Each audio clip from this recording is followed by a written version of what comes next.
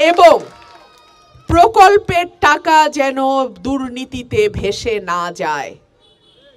MP যদি চুরি না করে এলাকার উন্নয়ন হইতে বাধ্য।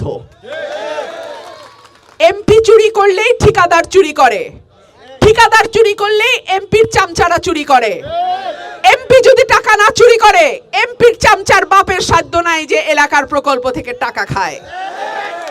আমি যদি সৎ থাকি এই এলাকার উন্নয়ন কেউ বাধাগ্রস্ত করতে পারবে না।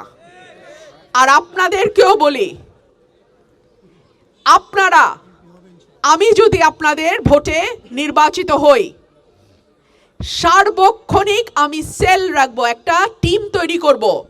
তাদের কাছে এলাকার উন্নয়নের সুফল সরাসরি পৌঁছাচ্ছে কিনা, যদি না পৌঁছায় থাকে কারা বাধা দিচ্ছে, কোথায় বাধা পাচ্ছে, বরাদ্দ ঠিক মতো আসছে কিনা, না আসলে কারা সেখানে দুই নম্বরই করার চিন্তা করছে, চেষ্টা করছে, সরাসরি আমার টিমকে জানাবেন, আমার টিম আমাকে জানাবে, আমি তাৎক্ষণিক ব্যবস্থা নেব ইনশাআল্লাহ।